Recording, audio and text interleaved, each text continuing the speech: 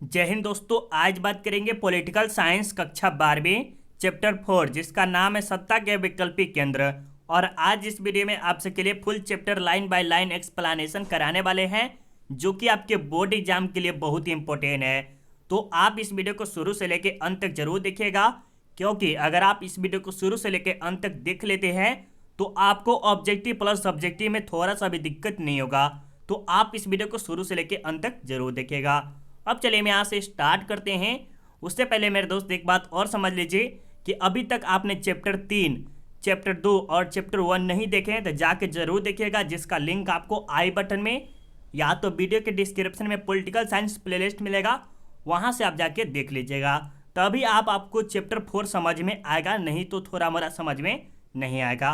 और आज आपको क्या पढ़ना है, सत्ता के वैकल्पिक केंद्र। तो चलिए हम यहाँ से स्टार्ट करते हैं। और अभी तक आपने चैनल को सब्सक्राइब नहीं किया, सब्सक्राइब कर लीजिएगा, ठीक है।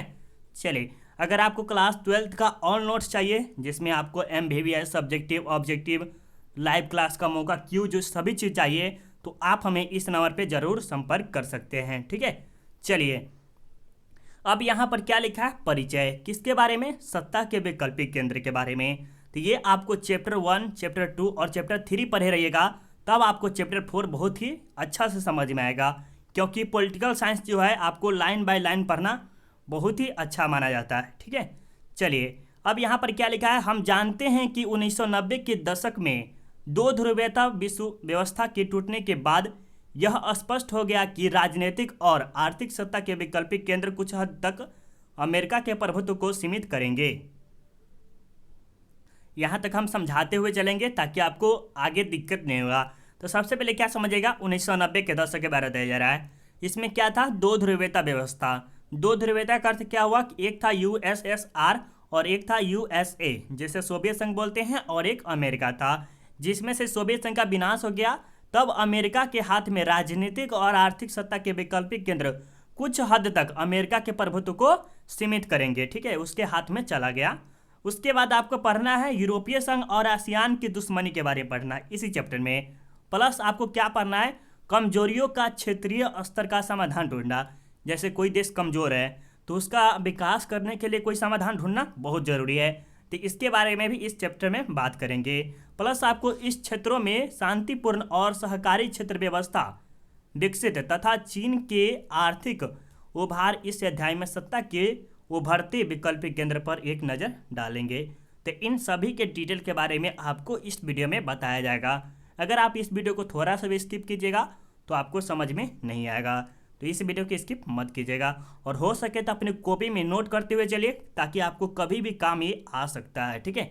चलिए, और यहाँ पर सबसे पहले क्या लिखा है, यूरोपीय संघ, यूरोपियन यूनियन। तो सबसे पहले यहाँ पर याद रखना है कि 1945 में दूसरा विश्व युद्ध समाप्त हुआ, तब यूरोप के अनेक नेता यूरोप के सवालों के लेकर परेशान रहे।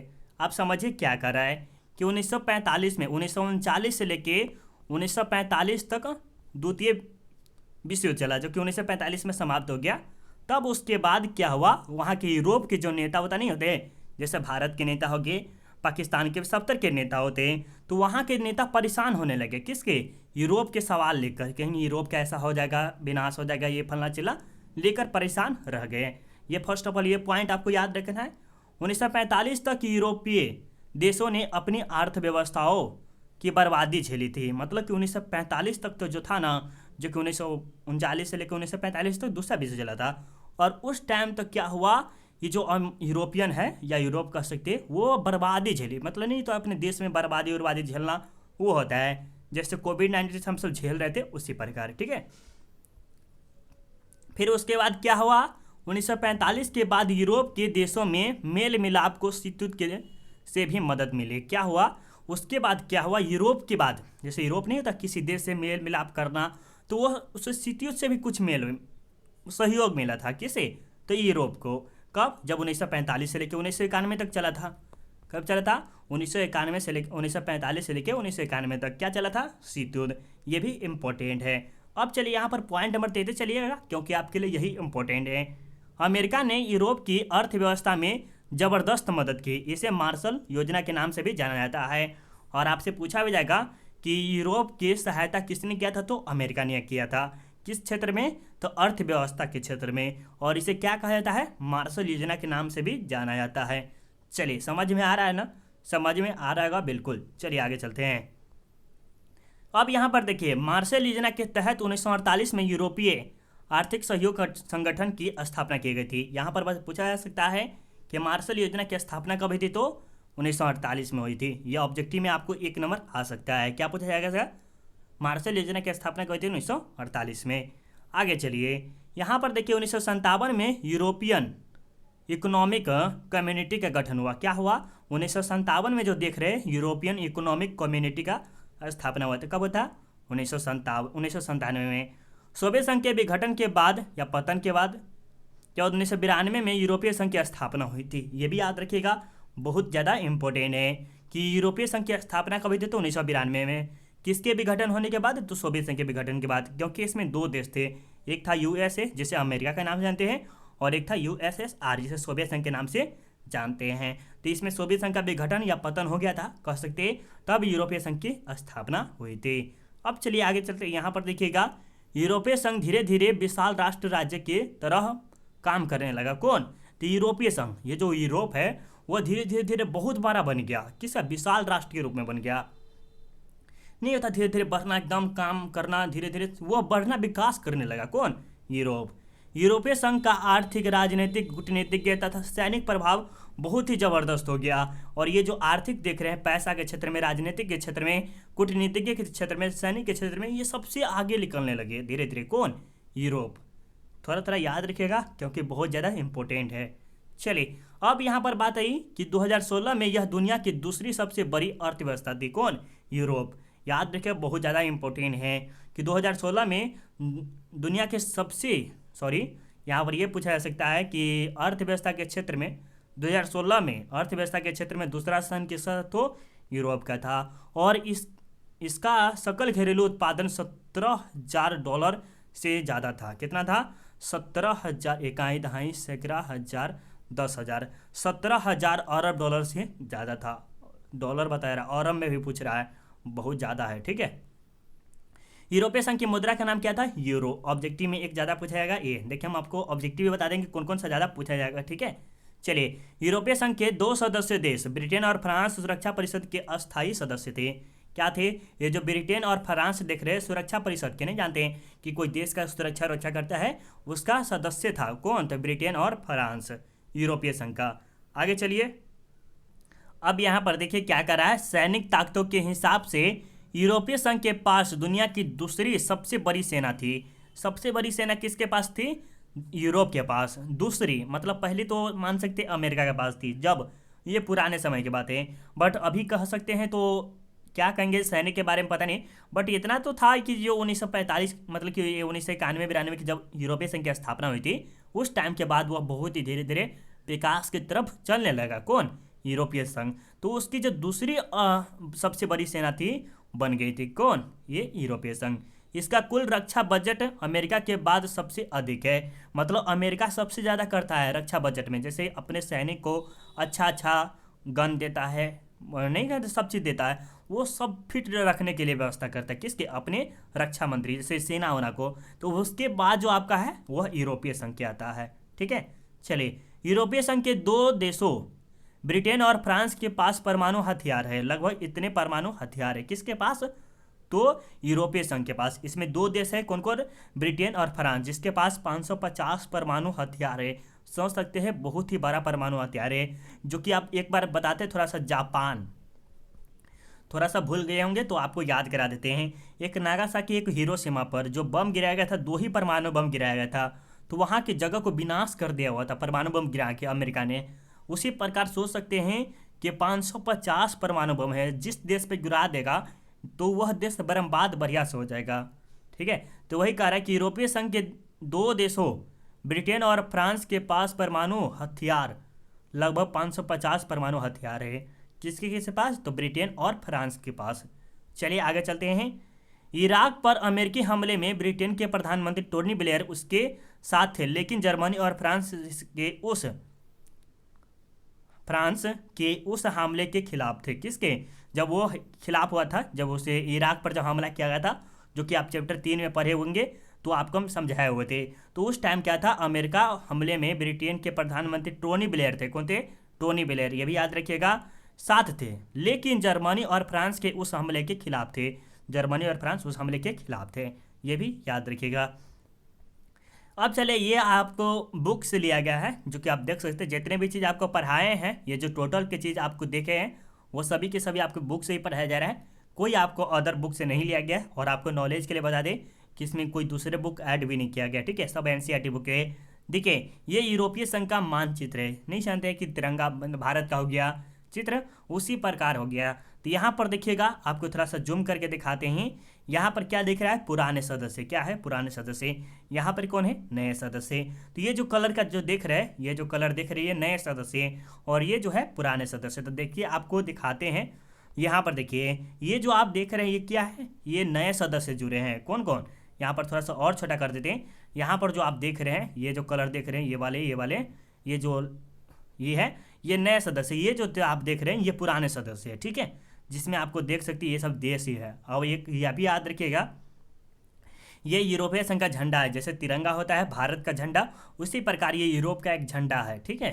चलिए, ये भी आपको समझ में आ गया होगा। आप चलिए, अब आप देखें क्या क्या देखें। इसमें आपको हम इम्पोर्टेंट ऑब्जेक्टिव बता देते हैं, जो कि आपको पूछा जाएगा ज़्यादा। क्या है? यूरोपीय संघ के बारे में। तो ये आपको एक फर्स्ट ऑफ ऑल ये याद रखना है, कभी भी पूछा सकता है। इसमें आपको ये याद रखना है कि अब देखिए, ये मार्शल योजना के बारे में भी याद रख लीजिएगा। प्लस आपको ये बहुत ज़्यादा इंपॉर्टेंट है, ये भी याद रख लीजिएगा। ये भी आपको इम्पोर्टेंट है, ये भी याद रख लीजिएगा कि ये भी आपको इम्पोर्टेंट है कि यूरोपीय संघ की स्थापना हुई थी तो 1992 में हुई थी। और इसके बाद आपको बता दें कि ये जो है ये भी आपको याद रखना है, दूसरी सबसे बड़ी अर्थव्यवस्था बन गई। कौन था? अमेरिका। यूरोपीय संघ की मुद्रा का नाम क्या था? यूरो, ये भी ज़्यादा इंपॉर्टेंट है। चलिए, यहाँ पर 550 परमाणु और ये भी थोड़ा मरा है, और ये भी आपको याद रखना है, ठीक है। तो यहाँ तक आपको कुछ इंपॉर्टेंट थे। अब चलिए, अब आपके सामने दूसरा आ रहा है। अब आपके आएंगे क्या? आसियान। क्या है? आसियान के बारे में आपको समझना है। वीडियो अच्छा लग रहा है क्या? अगर अच्छा लग रहा है तो लाइक कर दिए मेरे दोस्त, क्योंकि बहुत ही मेहनत के साथ आपको एनसीईआरटी पढ़ के प्लस इसमें नोट करके अच्छा से पढ़ाना बहुत ही मुश्किल होता है, बट आप सबके लिए कुछ भी संभव कर देते हैं, ठीक है। सिर्फ आपका प्यार और सपोर्ट रहता है तब, ठीक है। अब यहाँ पर आगे आपके क्या आ गया? दक्षिण पूर्व एशियाई राष्ट्रों का संगठन, आसियान। इसमें आपको ज़्यादातर आसियान के बारे में पढ़ना है। तो इसी वीडियो में आपको पूरा का पूरा कंप्लीट करा देंगे, चाहे 30 मिनट का क्यों ना बने, बट इसी वीडियो में आपको पूरा का पूरा कंप्लीट करा दिया जाएगा, ठीक है। चलिए, अब यहाँ पर देखिए क्या लिखा है। आसियान की स्थापना 1967 ईस्वी में बैंकॉक के 5 देशों ने हस्ताक्षर करके किया था।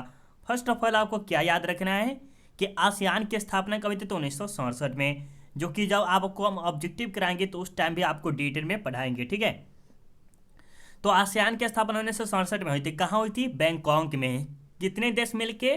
5 देश मिलके। कौन कौन से? इंडोनेशिया, मलेशिया, फिलीपींस, सिंगापुर और थाईलैंड। ये जो 5 देश है, ये पांचों के 5 देश कर किसका? आसियान की स्थापना किए थे, ठीक है। याद रखिएगा, बहुत ज़्यादा इंपॉर्टेंट है ये आपके लिए। MVVI है। क्या है? MVVI, ये पॉइंट आपके लिए, ठीक है। चलिए, अब यहाँ पर देखिए, शीत युद्ध समाप्त होने पर इसे राष्ट्र निर्माण, आर्थिक पिछड़ेपन और गरीबी जैसी समस्या का सामना करना पड़ा। किसे? आसियान को। जब शीत युद्ध समाप्त हो गया, जब शीत युद्ध तब फैले था, तो 1991 में, जैसे मान लीजिए कैसे सोवियत संघ था, और सोवियत संघ की तरफ से ही आसियान था। तो जब सोवियत संघ का विघटन होगा तो आसियान भी की स्थिति भी बहुत खराब हो जाएगी। तो वही कहा जा रहा है कि जब शीत युद्ध समाप्त हुआ तो उस टाइम राष्ट्र निर्माण, आर्थिक पिछड़ेपन और गरीबी जैसी समस्याओं का सामना करना पड़ा किसी? आसियान को। चलिए आगे रखें। दुनिया में सबसे तेजी से तरक्की करने वाला आसियान ही था, जो आर्थिक और सामाजिक दायरे में ज़्यादा व्यापक बनाया। और याद रखिएगा, ये जो दुनिया का सबसे पहला ऐसा देश है जो आसियान है, वह सबसे ज़्यादा तरक्की किया, फटाफट जल्दी कर लिया। कौन? यही कह रहा है, दुनिया में सबसे तेज़ी से तरक्की करने वाला आसियान ही था, ठीक है। आगे चलिए, अब यहाँ पर कह रहा है 2003 में आसियान ने आसियान सुरक्षा समुदाय, आर्थिक समुदाय और सामाजिक सांस्कृतिक समुदाय नामक 3 स्तंभों के आधार पर ये आसियान का कदम उठाया। और ये जो 3 समुदाय है, इसी के आधार पर क्या हुआ? कदम उठाया था। याद रखिए, बहुत ज़्यादा इम्पोर्टेंट है। चलिए अब यहाँ पर आगे चलते हैं। ब्रुनेई, दारुसलाम, वियतनाम, लाओस और कंबोडिया भी आसियान में शामिल हो गए तथा इसकी सदस्य संख्या 10 हो गई। पहले कितनी थी? 5 थी, जो कि कौन कौन थी? इंडोनेशिया, मलेशिया, फिलीपींस और यहाँ पर थाईलैंड भी था शायद। हाँ, यहाँ पर थाईलैंड था। इंडोनेशिया, मलेशिया, फिलीपींस, थाईलैंड और सिंगापुर, ये 5 देश थे और फिर बाद में 5 और हो गए। तो कितना हुए टोटल? 10 हो गए। कौन कौन से? 1 2 3 4 और एक और कहाँ गया? इसी में होगा, इसी में कॉमा। तो एक यहाँ पर 1 2 3 4 5, ठीक है, याद रखिएगा। अब चलिए, आसियान के देशों के सुरक्षा और विदेश नीतियों में तालमेल बनाने के लिए 1994 में आसियान क्षेत्रीय मंच की स्थापना की गई थी। क्या होता है? जैसे दूसरे विदेश से, जैसे हम मान लीजिए यहाँ पर भारत हो गया, आसियान की जगह भारत हो गया, तो ये जो दूसरे देश जैसे अमेरिका से क्या हो, संबंध बनाना हो, तो क्या हुआ? 1994 में एक स्थापना किया, क्षेत्रीय मंच बैठाया कि यहाँ पर ऐसे हो गया, उसी प्रकार कहा जा रहा है। आगे चलिए, आसियान क्षेत्र के कुल अर्थव्यवस्था अमेरिका, यूरोपीय संघ और जापान की तुलना में काफ़ी छोटी थी। ये जो आसियान है वह जापान यूरोपीय संघ और प्लस अमेरिका, इन तीनों से आसियान छोटा है। क्या है? छोटा है। किसके क्षेत्र में? अर्थव्यवस्था के क्षेत्र में, ठीक है। लेकिन आगे देखिए, आसियान ने निवेश, श्रम और सेवाओं के मामले में मुक्त व्यापार क्षेत्र पर ध्यान दिया। क्या हुआ? ये जो मुक्त व्यापार होता है कि कोई भी देश आके व्यापार कर सकता है, ठीक है। जैसे मान लीजिए भारत ही मुक्त व्यापार रहेगा, तो यहाँ पर अमेरिका के जितने भी सामान वामान हैं यहाँ पर आके सेल करके वह जा सकते हैं, ठीक है। चलिए, भारत ने 2 आसियान सदस्य मलेशिया, सिंगापुर और थाईलैंड के साथ मुक्त व्यापार का समझौता किया। ये जो भारत है ना, वो क्या किया? मलेशिया, सिंगापुर और थाईलैंड के साथ मुक्त व्यापार करने का समझौता कर लिया, भारत भी, ठीक है। चलिए, अब यहाँ पर देखिए 2010 में आसियान भारत मुक्त व्यापार क्षेत्र व्यवस्था लागू कर दिया और ये भी हुआ 2010 में आसियान के जितने भी देश, जैसे 5 से 10 देश थे, वो सभी के सभी भारत में आके मुक्त व्यापार कर सकते थे बिना कोई टैक्स वैक्स दिए हुए, ठीक है। अब चलिए, इसमें आपको कौन कौन सा इंपॉर्टेंट है थोड़ा सा बता देते हैं, क्योंकि ऑब्जेक्टिव में बहुत पूछा आ जाता है, ठीक है। सबसे पहले याद रखें कि आसियान की स्थापना हुई थी 1967 में। कहाँ हुई थी? तो बैंकॉक में। कितने देश थे? तो 5 देश थे, इंडोनेशिया, मलेशिया, फिलीपींस, सिंगापुर और थाईलैंड। ये इंपॉर्टेंट बहुत ज़्यादा है, ठीक है। अब आगे चलिए, यहाँ पर ये ज़्यादा आपके लिए तो इम्पोर्टेंट नहीं है। अब यहाँ पर देखिए, दुनिया में सबसे तरक्की जो करने वाला था वो आसियान था। किसके क्षेत्र में? आर्थिक और सामाजिक दायरे में, ठीक है। ये 3 समुदाय के कारण ही ये क्या कहते, आसियान अपना कदम उठाया था। ये भी ज़्यादा इंपॉर्टेंट है। और इसमें कुल कितने देश हो गए थे? 10 हो गए थे। ये भी ज़्यादा इंपॉर्टेंट है, याद कर लीजिएगा। अब आगे यहाँ पर जो छोटी देश है, यहाँ पर एक ये भी याद रखना जो बहुत ज़रूरी है कि अमेरिका, यूरोपीय संघ और जापान से छोटा है कौन? आसियान, ठीक है।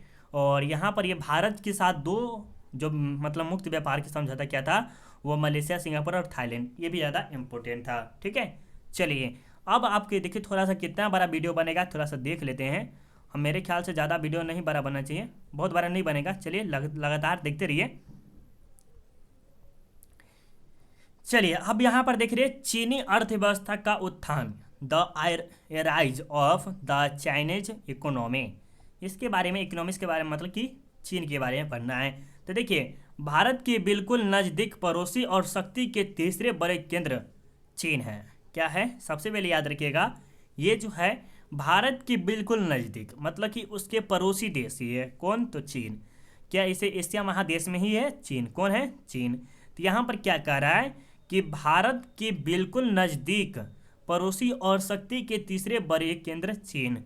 चीन के आर्थिक सफलता 1978 में महाशक्ति के रूप में उभरने को जोड़कर देखा जाता है। क्या कहता है? 1978 में जोड़कर देखा जाता है। चीन सबसे तेज़ी से आर्थिक वृद्धि कर रहा है। क्या है? ये जो चीन है ना, वो सबसे तेज़ी से आर्थिक वृद्धि कर रहा है। माना जाता है कि 2040 में तक दुनिया की सबसे बड़ी आर्थिक शक्ति होगा, अमेरिका से भी ज़्यादा। कौन? चीन।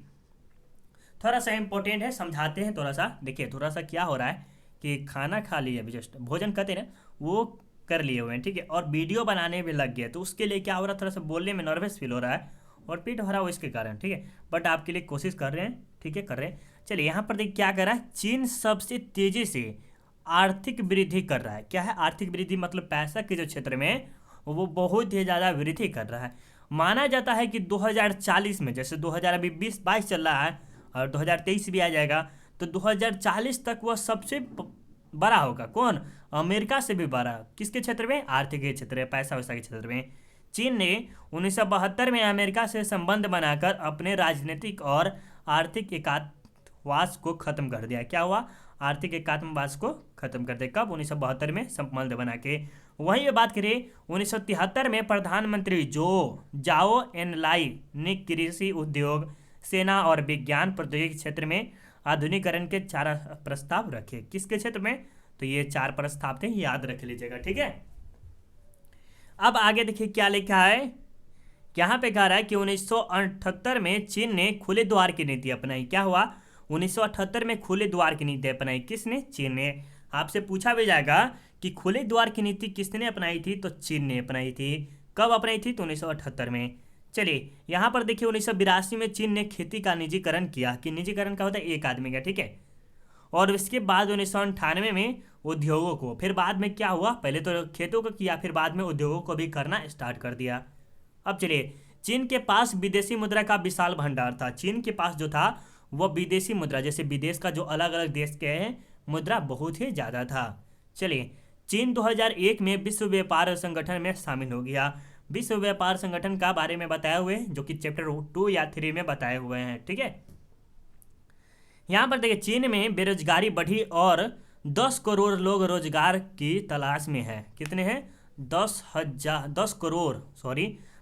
नहीं, 10 करोड़ रोजगार की तलाश में है। महिलाओं के रोजगार और काम करने के हालात उतने ही खराब है जितने यूरोप में 18वीं और 19वीं सदी में थे। कहाँ में? यूरोप में।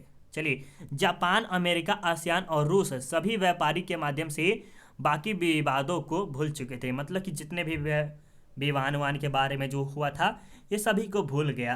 कौन कौन? जापान, अमेरिका, आसियान, ये सभी के सभी भूल गए, ठीक है। आगे चलिए, विकासशील देशों के मामले में चीन एक नई विश्व शक्ति के रूप में उभरता जा रहा है। कौन? तो ये हमारे चीन है, ठीक है। विकासशील हो रहा है, मतलब बहुत ही विकसित हो रहा है धीरे धीरे। चलिए, अब यहाँ पर एक चीज देखिए, अब आपको समझाने की हम कोशिश करते हैं। ये माओ की लाल किताब है। क्या है? माओ की लाल किताब है। तो किताब की इस समझ देखिए तो कोई कीमत नहीं है। मतलब एक तरीका से देखिए तो ऐसा नहीं करें कि किताब की कोई कीमत नहीं है। तब पहले था, पहले के बाद बोला जा रहा है ये किताब ले लीजिए या कोई सामान ले लीजिए। हम किताब को तो नहीं ले, क्योंकि सरस्वती माँ है मेरे लिए, तो इसके हम नहीं लेते। चलिए, यहाँ पर कोई दूसरा सामान है पहले। अब देखिए वहीं पर बात देखिए, अब हूँ कि पूंजीपरस्त लाल टाई, मतलब कि अब जो है ना ये मोटू बहुत बड़ा पूंजीपति हो गया। कौन? चीन। तो वही कह रहा है कि पहले जो था उसकी हाथ में रखने की कीमत थी, अब जो है उसको गला में रखने की कीमत है। क्यों? क्योंकि उसका स्तर धीरे धीरे बढ़ रहा है। अब आगे चलिए, यहाँ पर देखिए चीन तब और अब। चीन है ये, और ये चीन का कुछ लोगों को है। यहाँ पर पैसा उसा मुद्रा के भी बारे में बताया जा रहा है। ये यूएसए का चीन है, ठीक है। चलिए, अब यहाँ पर आपके सामने भारत के साथ चीन के जो संबंध बनते या चीन के साथ भारत के संबंध है, इसके बारे में भी पढ़ना है। तो देख लीजिए क्या क्या है। पश्चिमी साम्राज्यवाद के उदय से पहले भारत और चीन एशिया की महाशक्ति थी। क्या थी? एक बार सब फिर से समझिए। पश्चिमी साम्राज्यवाद के उदय से पहले भारत और चीन एशिया की महाशक्ति थी। क्या थी? एशिया की महाशक्ति थी। दोनों के दिन देश, चीन और भारत। अब चलिए आगे बताते हैं। यहाँ पर देखिए ये बहुत ज़्यादा इंपॉर्टेंट है। भारत और चीन दोनों मिलकर हिंद चीनी भाई भाई का नारा भी दिया था। ये कब दिया था? तो 1954 में दिया था। और किसने दिया था ये आपको बताना है। किसने दिया ये भी बता दें। लाल बहादुर शास्त्री ने दिया था। हिंद चीनी भाई भाई का नारा दिया था, ठीक है। जय जवान जय किसान का भी नारा वही दिया। आगे चलिए, ये आपको ज़्यादा खासकर याद रखना है कि हिंद चीनी भाई भाई का नारा दिया था किसके बीच में? भारत और चीन के बीच में। कब दिए थे? तो 1954 में दिए थे। ये भी याद रखिएगा। चलिए आगे चलते हैं। आज़ादी के तत्काल बाद 1950 में चीन द्वारा तिब्बत को हड़पने तथा भारत चीन सीमा पर बस्तियां बनाने के फैसले से दोनों देशों के बीच संबंध गड़बड़ा गए, क्या हुए, जबकि 1954 में हिंदी चीनी भाई भाई का नारा दिया गया था, सॉरी हाँ 1954 में दिए गए थे, बट उससे पहले जो था उसके बीच में गड़बड़ाया हुआ था फैसला, जैसे भारत और चीन के बीच में नहीं होता, तो वो कहीं यहाँ पर हम बनाएंगे, यहाँ पर ये बनाएंगे, तो ये इसकी विवाद धीरे धीरे बढ़ना स्टार्ट हो गया। ठीक है, भारत चीन दोनों देश अरुणाचल प्रदेश और लद्दाख के बीच 1962 में प्रतिस्पर्धा चल पा रहा है। क्या हुआ था प्रतिस्पर्धा का अर्थ होता है ये कि मारपीट लड़ाई वड़ाई ये होने लगता है, बोली वचन की बात भी होने लगता है, कब 1962 में। तो ये 1962 में चीन और भारत के बीच में भी चला था, जो कि अरुणाचल प्रदेश और लद्दाख में था। कहाँ कहाँ, अरुणाचल प्रदेश और लद्दाख। याद रखिएगा 1962 के युद्ध में भारत को सैनिक पराजय झेलनी पड़ी। क्या हुआ, ये जो 1962 में जब युद्ध हुआ था भारत और चीन के बीच में, वहां पर क्या हुआ, भारत की सेना हार गई। क्या हुई, हार गई या झेलना पड़ा। भारत चीन संबंध पर इसका असर हुआ। क्या हुआ, भारत और चीन के जो संबंधों था उस पर बहुत ही बड़ा असर पड़ा। बाद में क्या हुआ, दिसंबर 1998 में राजीव गांधी द्वारा चीन और भारत संबंध सुधारने का प्रयास किया गया था। ये जो राजीव गांधी देख रहे हैं वो क्या क्या 1988 में भारत और चीन के बीच संबंध सुधारने का काम किया था। लेकिन इसके बाद देखिए 1999 से भारत और चीन के बीच व्यापार 30% सालाना की दर से बढ़ रहा है। किसके, चीन की तरफ से। आगे चलिए यहाँ पर देखिए, भारत और चीन के बीच 1992 में 33 करोड़ 80 लाख की द्विपक्षीय व्यापार हुआ। किसके बीच में, भारत और चीन के बीच में इतने की व्यापार हुआ था, जो 2017 में बढ़कर 84 अरब डॉलर हो गया। क्या हुआ, और यह धीरे धीरे बढ़ ही रहा है। 1998 में भारत के दूसरे परमाणु हथियार परीक्षण को कुछ लोगों ने चीन से खतरा का ठहराया। क्या हुआ, ये जो दूसरा परमाणु परीक्षण हुआ था जो कि पोखरण में हुआ था, कहाँ हुआ था, पोखरण में हुआ था, ये चीन को खतरा ठहराया था। ठीक है, चलिए ये तो पूरा आपको समझ में आ गया। ये आपको क्या करना है, जापान के बारे में आपको कुछ डिटेल बताना है, क्या है। ठीक है, चलिए देखिए, ये जो आपका हम थोड़ा सा कुछ बताते हैं, अभी जाना नहीं किसी को, ये कहता है ना कि किसी को जाना नहीं है। ठीक है, सबसे फर्स्ट ऑफ ऑल आपको क्या करना है मेरे दोस्त, सबसे अच्छा अगर नंबर लाना है तो 1, 2 और 3 और प्लस 4 चैप्टर देख लिए। अब आपका ऑब्जेक्टिव आएगा, उसके बाद आपका सब्जेक्टिव आएगा, पहले सब्जेक्टिव आएगा उसके बाद ऑब्जेक्टिव।